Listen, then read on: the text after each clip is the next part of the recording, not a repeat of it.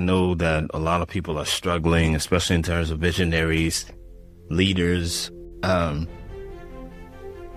You do not have the option to give up.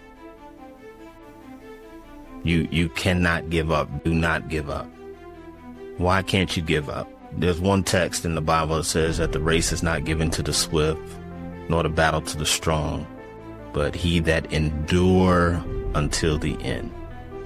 And in the midst of uncertainty and different things that are happening around you, there are certain things that you just have to have strategies to outlast, because there is something on the other side of the difficulty that's going to touch so many people. And when you have a vision, and when you have a dream, and when you have a passion, when God has put something in your heart, when you lead, you cannot abandon the ship when the storms arise. That is the time to bear down, to lean into the storm, to lean into the struggle, and to create atmospheres of balance in the midst of external instability. A great illusion is we used to ride bikes when we were young, and riding bikes was all about balance. You were balancing against the terrain, and then you were really balancing in the turns. And that's where a lot of us are, business owners, leaders.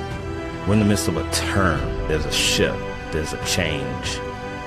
And it's important that you balance so that the people that depend on you can stay balanced. And so endurance means that you have to make adjustments in the midst of difficult times. If you were a track runner, right, whether you're running 100 meters or whether you're running 5K, it requires endurance. It requires strategy. And you have to know going in what your strategy is. But then there are times that in the midst of the race that you have to adjust that strategy based on external conditions. And so there's no weakness in reassessing where you are as a visionary, as a leader for your business. There's no weakness in pivoting. There's no weakness in shifting direction. There's nothing wrong with adjusting your strategy to be relevant in this season, right? It's actually essential. So where we are and where you may be, instead of quitting, pivot, re-strategize, restructure. And you may not need to do this on your own. Pull in advisors, pull in people with more wisdom, pull in people that have been where you want to go. This is the time to tap into those diagonal relationships.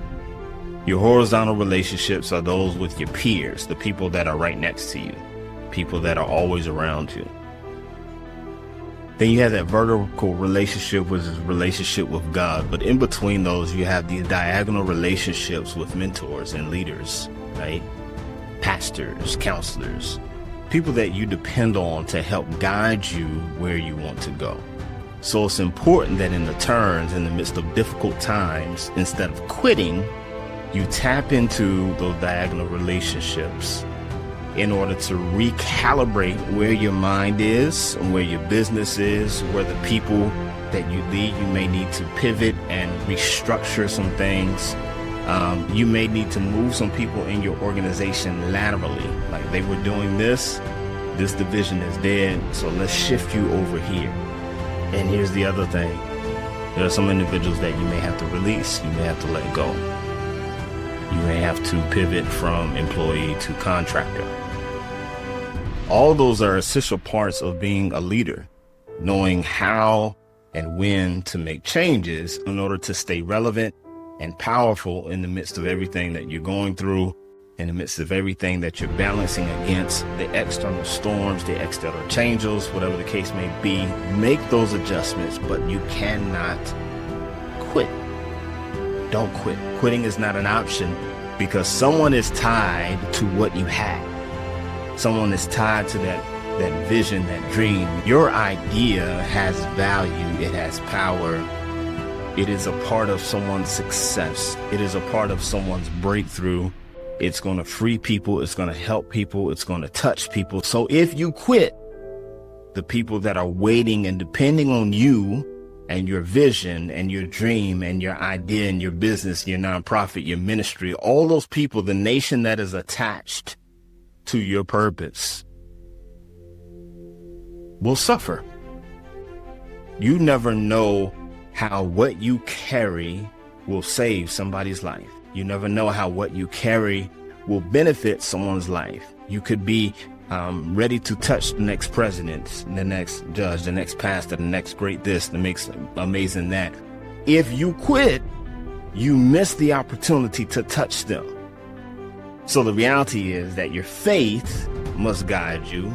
Your mentors must guide you.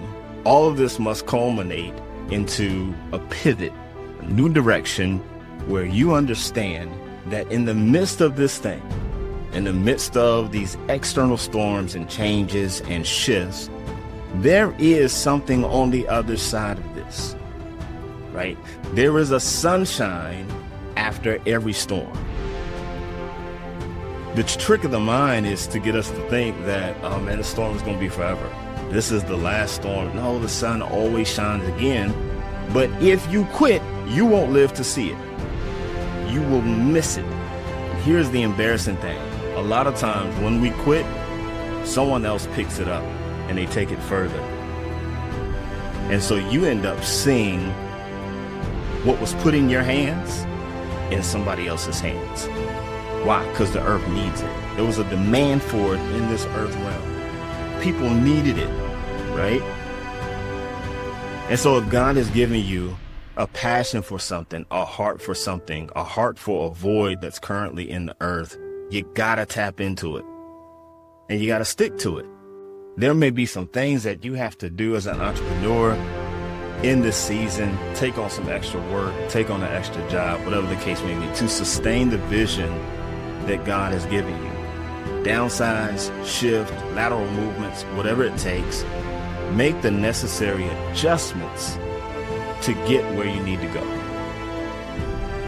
But whatever you do, don't quit.